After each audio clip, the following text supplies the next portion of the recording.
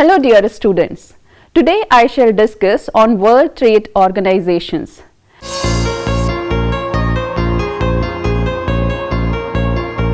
After reading this chapter, you will be able to understand basics of WTO, origin, objective and operations, resolution of trade disputes, trade policy reviews, assessment and a critique about WTO, and also at the end I will discuss few more issues regarding this.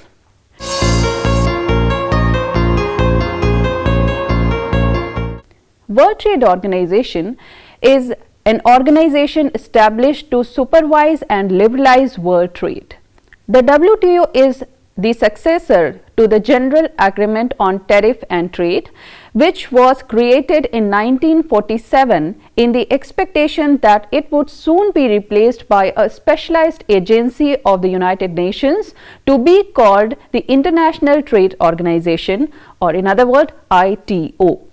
Although the ITO never materialized, the GATT proved remarkably successful in liberalizing world trade over the next 5 decades.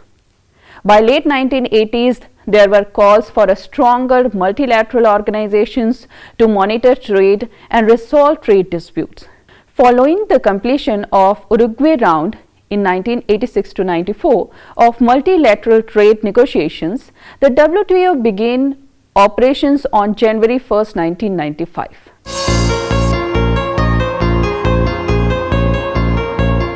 The ITO was initially envisaged along with the International Monetary Fund and World Bank as one of the key pillars of the post-World War II reconstruction and economic development.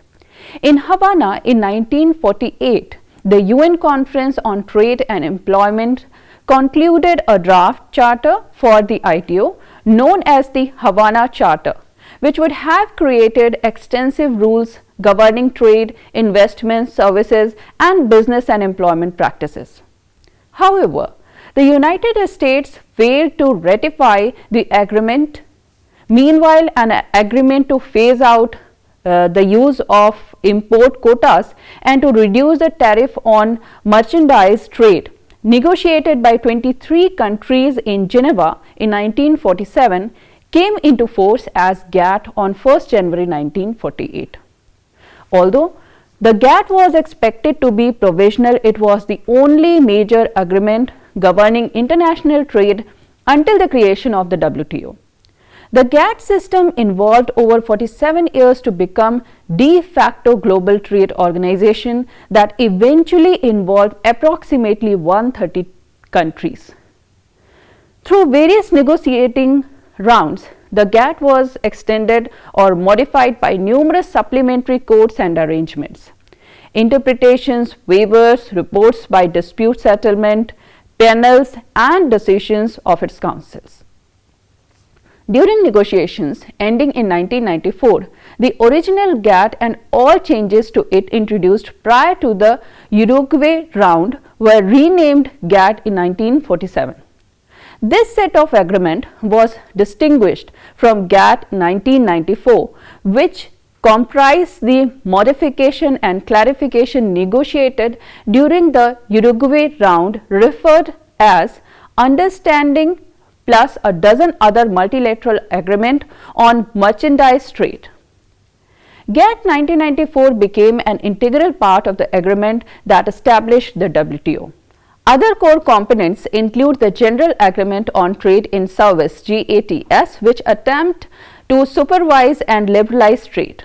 The Agreement on Trade related aspects of intellectual property rights (TRIPS), which sought to be improved protection of intellectual property across borders, the Understanding on Rules and Proceedings governing the settlement of disputes, which established rules for resolving conflict between numbers.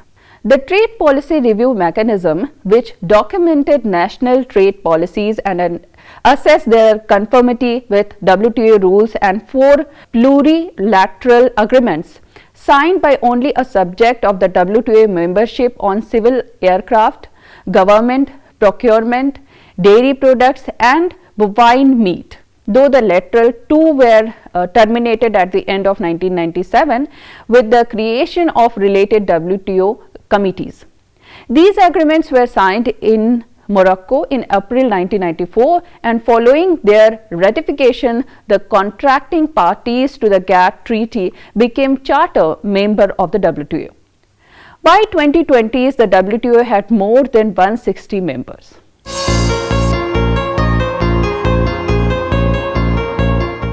The WTO has 6 key objectives. First is to set and enforce rules for international trade. Second is to provide a forum for negotiating and monitoring further trade liberalization. Third is to resolve trade dispute. Fourth is to increase the transparency of decision-making processes. Fifth is to cooperate with other major international economic institutions involved in global economic management. And sixth is to help developing countries benefit fully from the global trading system. Although shared by the GATT, in practice these goals have been pursued more comprehensively by the WTO. For example, whereas the GATT focused almost exclusively on goods, though much of the agriculture and textile were executed, the WTO encompasses all goods, services and intellectual property, as well as some investment policies. In addition, the permanent WTO Secretariat, which replaced the interim GATT Secretariat, has strengthened and formalized mechanism for reviewing trade policies and settling disputes. Because many more products are covered under the WTO than under the GATT, and because the number of member countries and the extent of their participation has grown steadily, the combined share of international trade of WTO members now exceeds 90% of the global total. Open access to markets has increased substantially. The rules embodied in both the GATT and the WTO serve as at least 3 purposes. First is the attempt to protect the interest of small and weak countries against discriminatory trade practices of large and powerful countries. The WTO's most favored nations and national treatment articles stipulated that each WTO member must grant equal market access to all other members, and both domestic and foreign suppliers must be treated equally. Second, the rules require members to limit trade only through tariff and to provide market access not less favorable than that specified in the schedule. For example, the commitment that they agreed to when they were granted WTO membership or subsequently. Third, the rules are designed to help governments resist lobbying efforts by domestic interest groups seeking special favors. Although some expectations to the rules have been made, their presence and replication in the core WTO agreements were intended to ensure that the worst access would be avoided. By thus bringing greater certainty and predictability to international markets, it was thought that WTO would enhance economic welfare and reduce political tensions.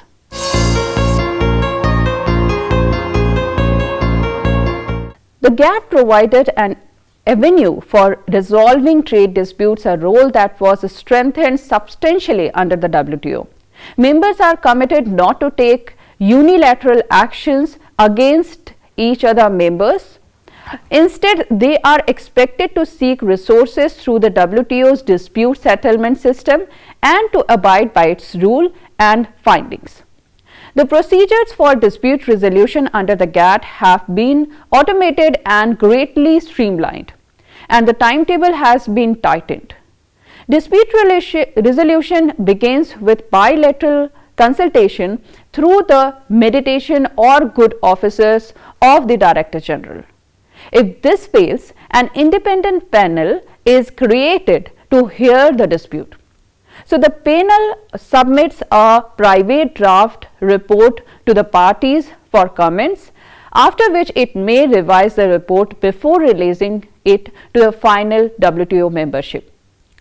Unlike the IMF and the World Bank, both of which use weighted voting, each WTO member has only one vote, As in the earlier GATT system, however, most decisions are made by consensus. Unless one or both the parties files a notice of appeal or the WTO members reject the report, it is automatically adopted and legally binding after 60 days. The process is supposed to be completed within 9 months, and if an appeal is lodged, the WTO appellate body hears and rules of any claim of legal error within 60 days.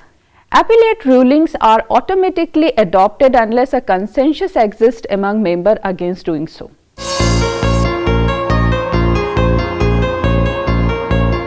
The WTO also seeks to increase awareness of the extent and effects of the trade distorting policies, a goal that it accomplishes through annual notification requirement and through a policy review mechanism.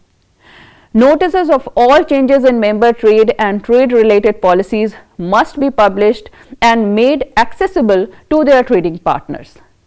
For many developing countries and countries whose economies were centrally planned, the requirement was a major step toward more transparent governance.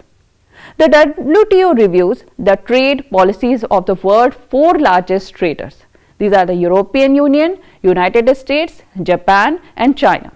Once every 2 years, the policies of the 16 next largest traders once every 4 years, and the policies of all other traders once every 6 or more years. After extensive consultation with the member countries under review, the WTO Secretariat publishes its review together with a companion report by the country's government. The process thus monitors the extent to which members are meeting their commitment and provides information on newly opened markets. It also provides a firmer basis for subsequent trade negotiations and the resolution of trade dispute.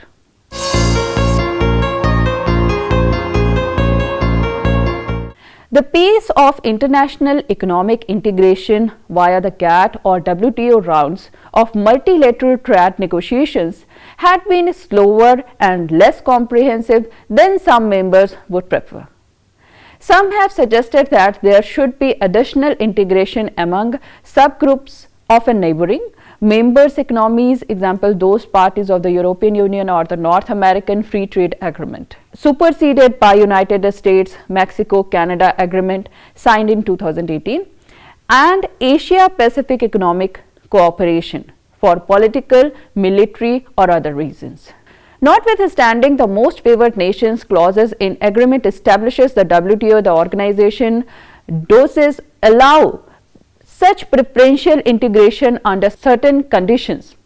Even though many such integrations agreements arguably do not involve substantially all trade, the WTO main conditions there has been little conflict over the formation of free trade areas and custom unions. The most common omissions from such agreements are politically sensitive sectors such as agriculture. Beginning in the late 1990s, the WTO was target of fierce criticism.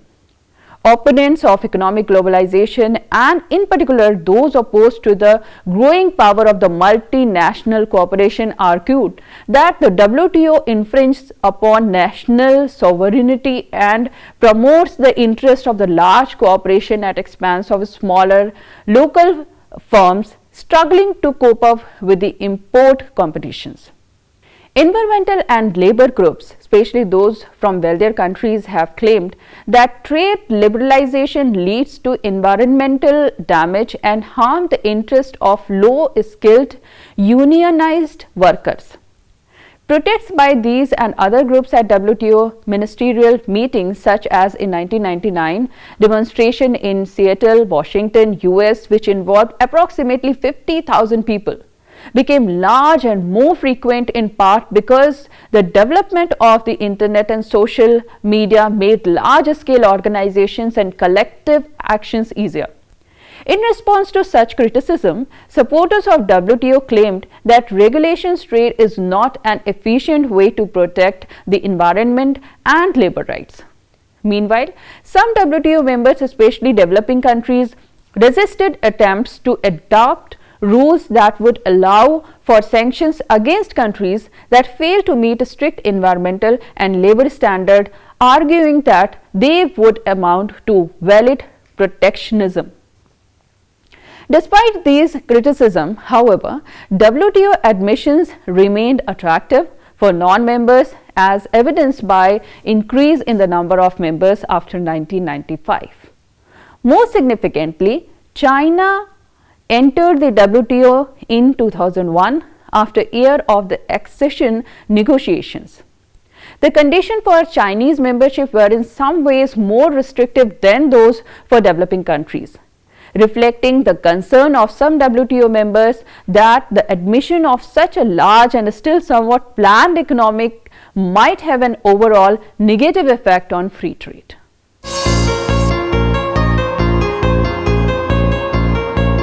So, after understanding the whole structure of WTO, how it functions, how they admission new member countries, there are few issues that in current era one must know. In other words, I can say that we can also discuss on the critique of WTO. Let us discuss. The stated aim of the World Trade Organization is to promote free trade and stimulate economic growth. The actions, methods and fundamentalism of the World Trade Organizations evokes strong antipathies. Among other things, the WTO is accused of widening the sociological gap between rich and poor it claimed to be fixing. Critics contended that small countries in WTO wield little influence, and despite the WTO aim of helping the developing countries, the politicians representing the most influential nations in the WTO and within those countries or between them, influential private business interests focus on the commercial interest and profit-making companies rather than interest of all. Martin Coor argues that the WTO does not manage the global economy impartially, but in its operations has a systematic bias toward rich countries and multinational corporations, harming small countries which have less negotiation power. Some example of this bias I would like to quote here is the first one. The poor countries had expected that the rich countries would open their markets in agricultural and textile sector, but the results have been largely disappointing. Protection in most rich countries remains extremely high through a variety of instruments. The second is in agriculture, the tariff of OECD, you may be knowing OECD countries are heavily biased against low priced farm products produced by developing countries. The third issue is import quotas are more extreme version of the same policy. Rather than just making developing countries' products less competitive, quotas do not allow those products past to certain volume to compete at all.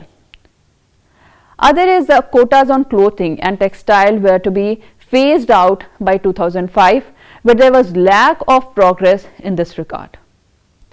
The fourth example is that rich countries pay large subsidies to their domestic producers, which affect the market prices of agriculture goods, causing direct harm to poor countries. European Union subsidized exports have contributed to the decline of dairy industries in Brazil and Jamaica and the sugar industries in South Africa. Annual subsidies in rich countries considerably exceeded the national income of all sub-Sahara Africans.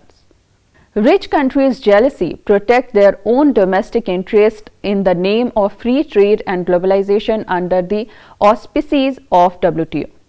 Researcher argues that developing countries have not benefited from the WTO agreement of the Uruguay round, and therefore the credibility of WTO trade system could be eroded, according to, as I mentioned earlier also, Coor, whereof the major categories of the problem of implementation of Uruguay round is the way the northern countries have not lived up to the spirit of their commitments in implementing their obligations that agreed in various agreements. Even other also believes that the Doha round negotiations have veered from their proclaimed direction oriented or development friendly outcome towards a market access, directions in which developing countries are pressurized to open up their agriculture, industries and service sector.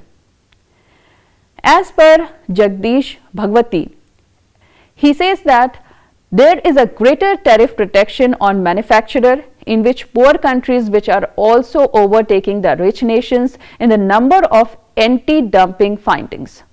Other critics claim that the issue of the labor and environment are steadfastly ignored. Who was the former director of the Global Environment and Trade Study, he believes that the WTO should begin to address the link between trade and labor and environmental concern. Further, labor union condemned the labor rights record of developing countries, arguing that to the extent the WTO succeeds at promoting globalization, then in equal measures do the environmental and labor rights suffer. On the other side, there were questions that if environment and labor were to enter the WTO system, it would be conceptually difficult to argue why other social and cultural issues should also not enter. So there are the conflict between the social environmental issues. Bhagwati is also critical toward rich countries' lobbies seeking on imposing their unrelated agendas on trade agreement.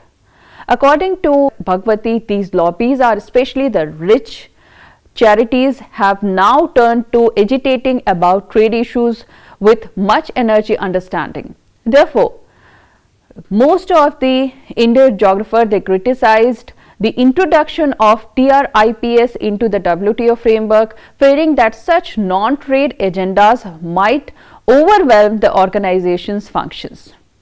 One of the geographers says that taken in isolation, TRIPS resulted in reduced welfare for developing countries and the world as a whole.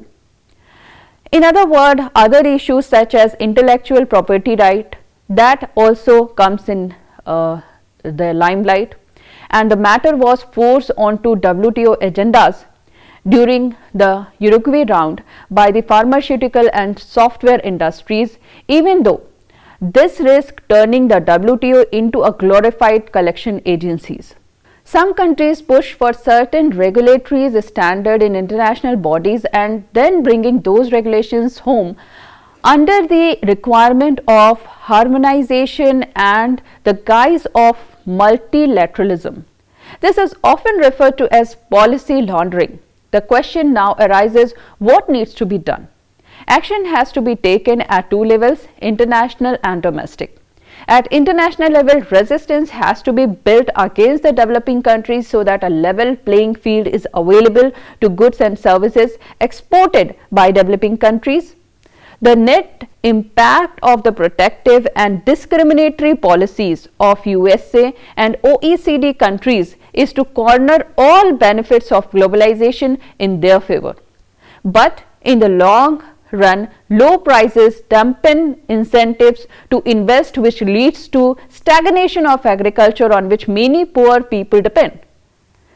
That leaves the rich country farmers as the sole true beneficiaries of subsidies, with a multitude of losers across the globe.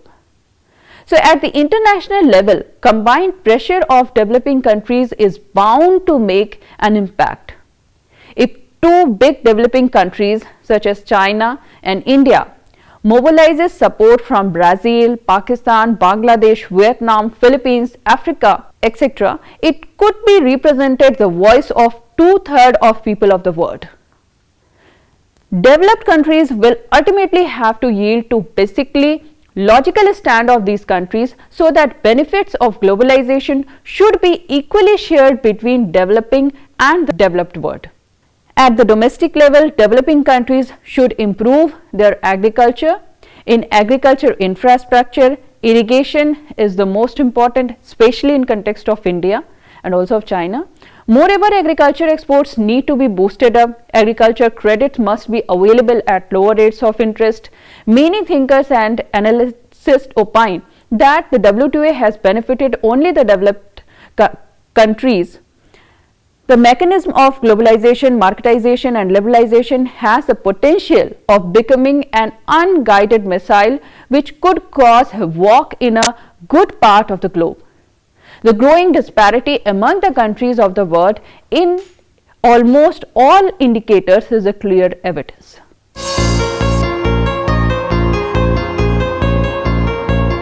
So in nutshell, I discussed all the positive and the negative points of WTO. Despite several critiques, WTO had proved its importance and at certain extent has led to advanced level of cooperation among the countries or world for better trade relations. And during current time, during COVID-19, as the critiques are emphasizing that countries as also there is a requirement that countries should also become self-dependent and Atmanirbhar, and in that ways they can collaborate with their neighboring countries.